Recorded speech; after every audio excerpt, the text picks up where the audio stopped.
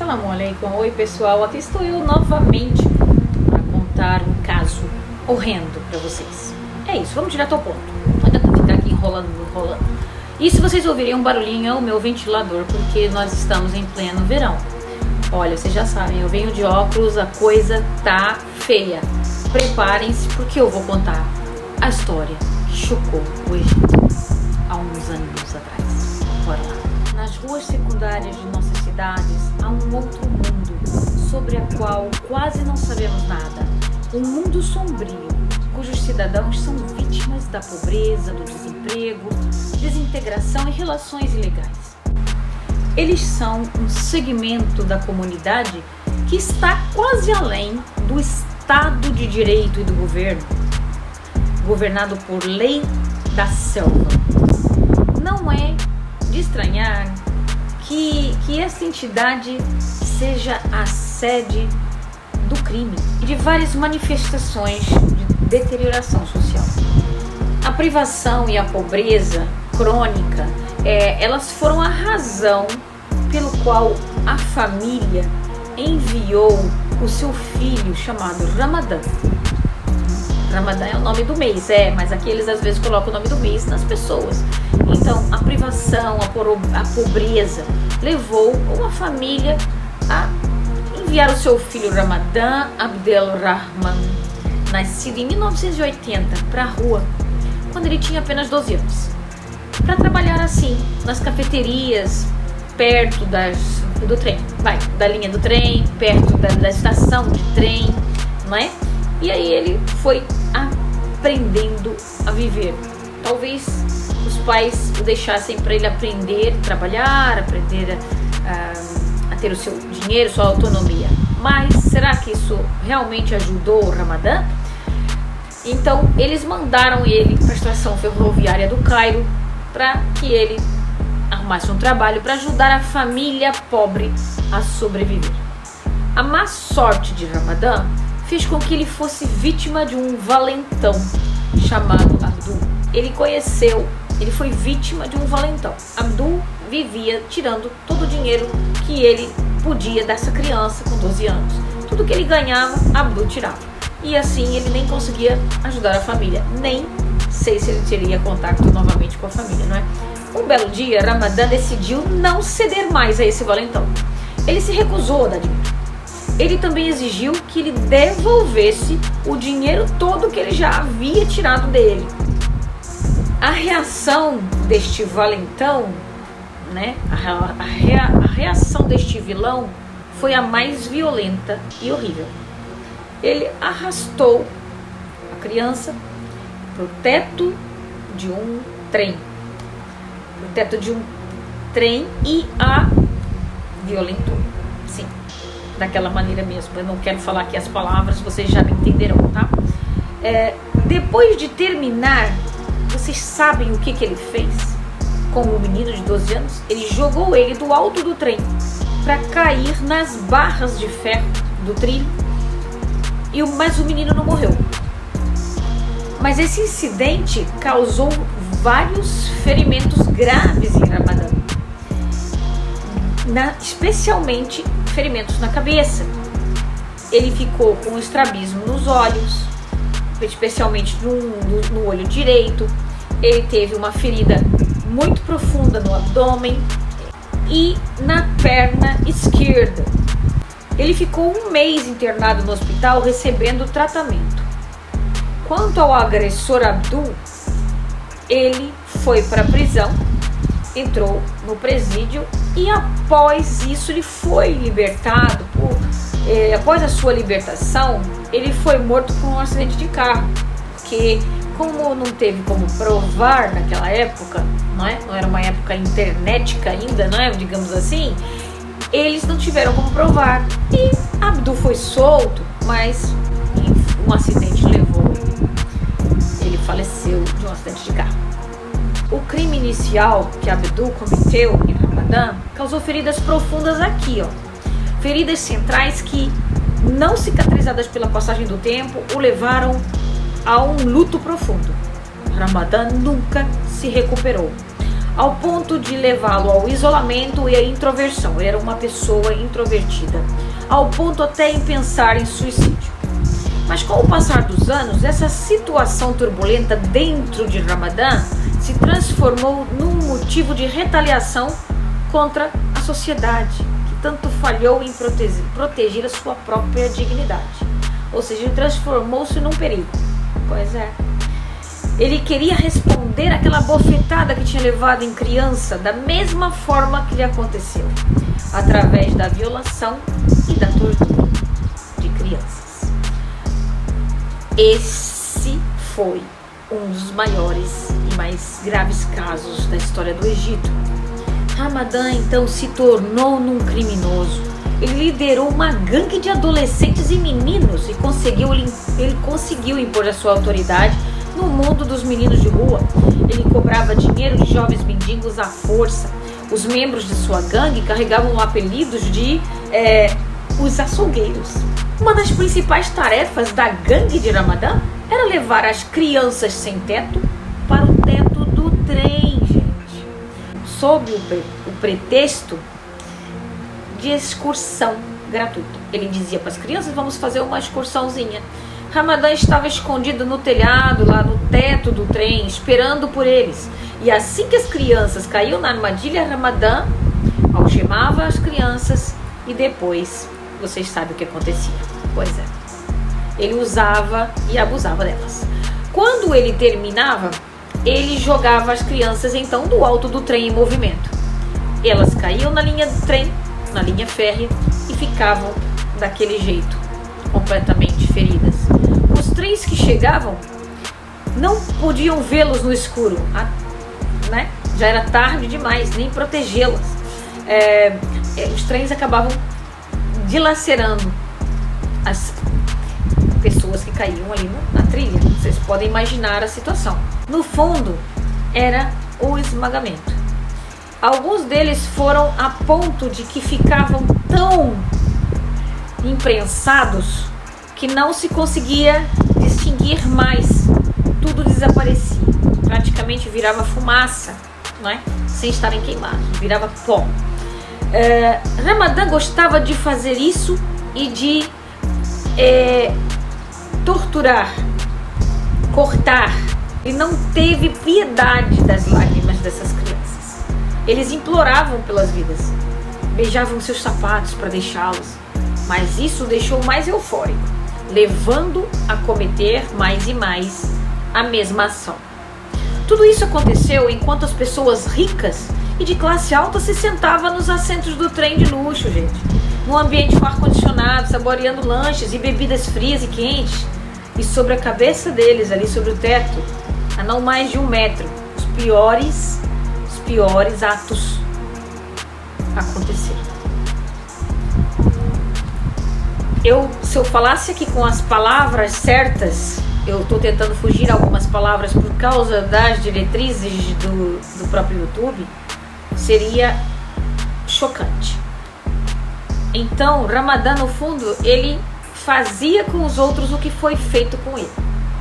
Os membros, então, da sua ganguezinha, deram ao líder o apelido de El Tourbini. Pois é, por causa de um trem turbo espanhol e que ele gostava muito de se sentar. Porque havia um vagão, né, para o ar-condicionado, que ele era mais rebaixado. Esse vagão do ar-condicionado do trem, ele era mais baixo que o resto dos vagões, permitindo que ele fizesse ali, tudo o que ele queria sem ninguém dar por isso. Ele ali fazia todo o serviço.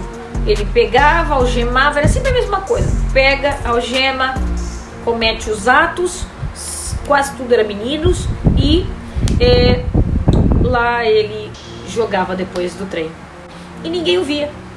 Normalmente de noite, normalmente fora de hora, em locais mais ermos. Então, tudo que El Tourbini fez não se limitou só nas estações de trem. Em uma noite escura, um dos mendigos, chamado Mohamed Kamal, ele entrou em um dos túneis do metrô para passar uma noite miserável. Frio, talvez, fome, né? Vida de mendigo. Mas o destino traiçoeiro levou El Tourbini e sua sua gangue a passar um tempo naquele túnel. Eles pegaram esse mendigo, que era um menino, e levaram o que tinha no bolso. Roubaram, pegaram as libras que ele tinha naquela época. Depois, Al-Turbini, como ele ficou conhecido, Ramadan, ele pediu à sua quadrilha que fizesse a violência coletiva no menino. E depois de terminarem, mandou que saísse e o deixassem sozinho com a criança. Que ele era um mendigo, mas era uma criança ainda. E ele também fez o serviço depois da sua gangue. Ele depois pegou uma grande pedra e... como é que eu vou explicar pra vocês? Na cabeça, mas a ponto de... Sabe o socador de alho? Pois é, ele fez isso, mas com uma pedra. Ele fez isso, roubou, a gangue abusou, ele abusou, pegou numa pedra e tal. Até ficar que nem o alho no socador. E aí eles colocaram ali mesmo no túnel, ali ele ficou. Naquele túnel escuro. E então, o Ramadan e a sua gangue espalharam seus males por mais 6 províncias egípcias. Não foi só no Cairo. Entre 2004 a 2007, 3 anos, ele percorreu o Egito e causou pânico por aqui.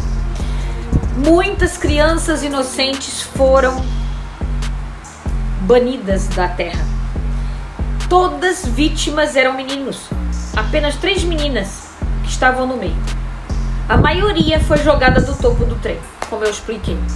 Mas algumas se afogavam nos rios e nos canais de esgoto, que ele também fez isso. Alguns houve também que foram jogados do alto de tanques de água. E outros foram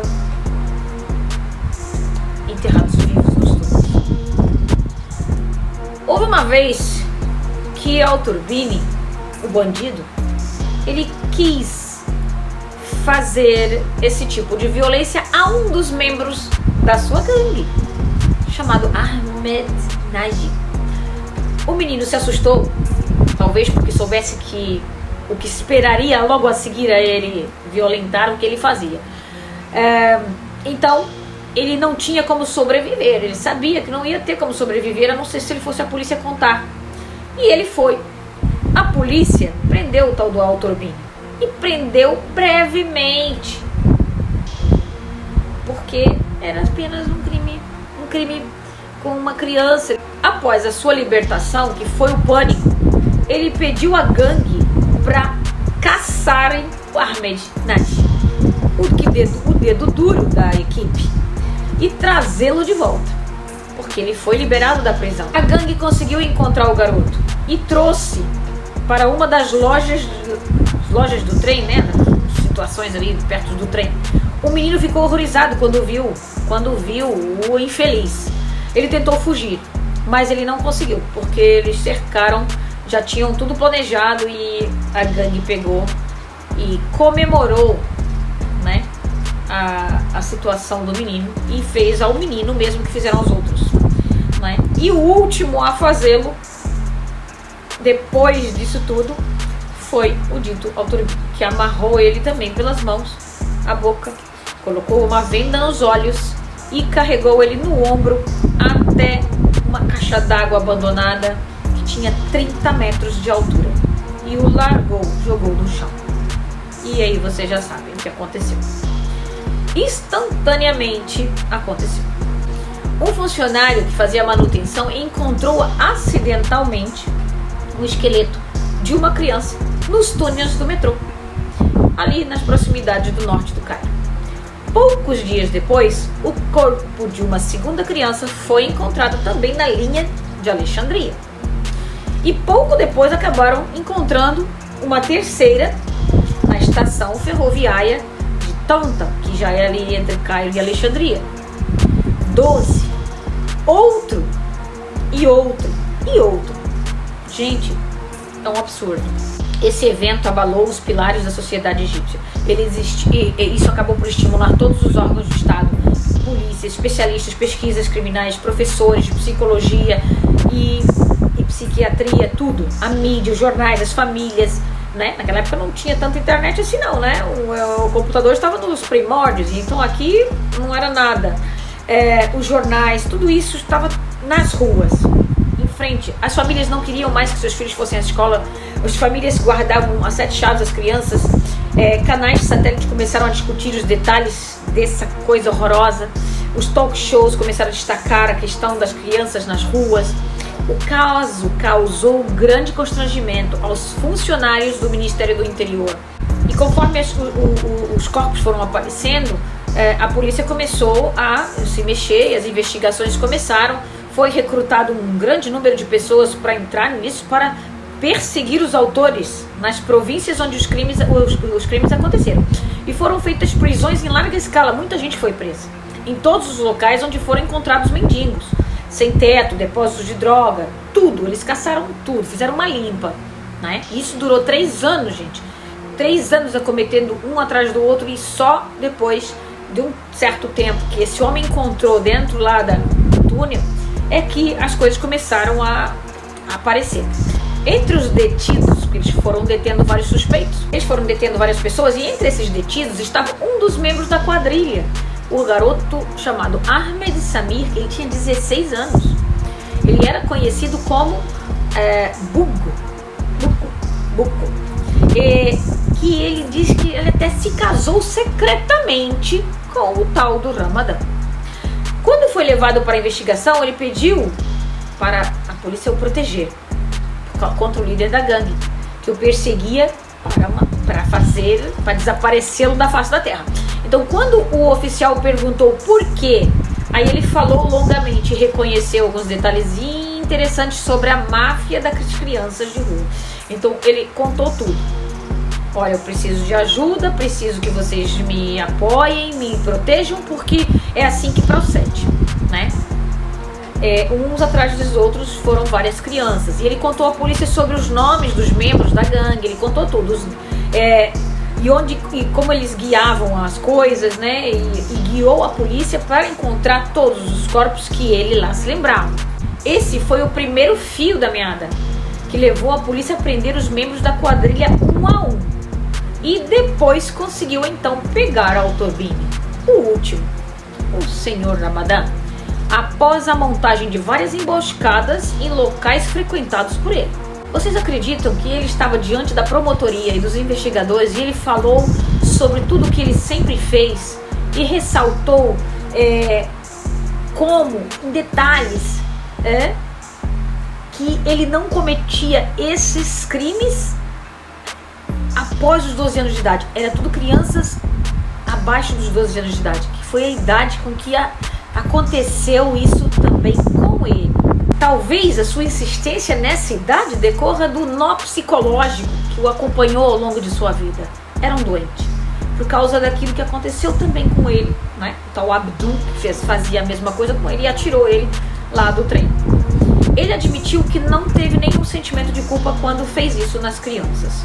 Depois que elas eram abusadas e mortas por ele, ele não sentia simpatia nenhuma por elas. Então, para ele, isso era algo que andava junto. Violar e assassinar. Violar, assassinar. Para ele, isso daí era canja. Se tornou uma rotina. Ele não sabia mais qual o número das vítimas e nem se importava com o número. Gente, eles falam em pelo menos umas 32 pessoas, 32 crianças. As investigações e as confissões dele e da gangue levaram à descoberta de 17 corpos. Elevou o total para pelo menos umas 32. Mas, como ele não se lembrava, com certeza haveria mais vítimas. Ele se tornou o maior serial killer do Egito, em termos de vítimas conhecidas. Por fim, o julgamento de Turbini não foi longo. Ele foi rapidamente condenado à morte, como era esperado. Ele foi condenado com o seu assistente. Ele tinha um assistente, então 2 foram condenados, e os outros membros receberam penas longas de prisão perpétua e foram colocados em prisão juvenil, alguns por causa da pouca idade. Alguns eles não tinham idade, e aqui também ainda tem a Constituição francesa regulando o julgamento, e os tribunais egípcios, Depois de ele ter sido preso, 3 anos depois, na manhã de uma quinta-feira, dia 16 de dezembro de 2010, Turbini e seu assistente, que chamava-se Hanata, foram levados à câmara de execução. Os seus rostos estavam pálidos, trêmulos, e quando perguntaram a Turbini se havia alguma coisa que ele queria dizer, ele respondeu que não tinha nada a dizer. Eles colocaram a corda e alguns minutos depois ele estava balançando na forca. Turbini finalmente se foi, mas as ruas não ficaram mais seguras, a menos que o problema das crianças de rua seja resolvido radicalmente, a menos que os problemas da pobreza, favelas e ignorância sejam resolvidos, gente. E isso em todos os países, não só aqui. Haverá cada vez mais Turbines em nossas ruas no futuro se esses problemas não forem resolvidos. Aqui fica um momento de reflexão, um problema grave, um problema psicológico, um problema que está nas nossas ruas, não só nas ruas do Egito. E assim vocês conheceram o maior serial killer do Egito. Forte abraço para vocês, fiquem com Deus, não deixem de seguir-nos nas redes.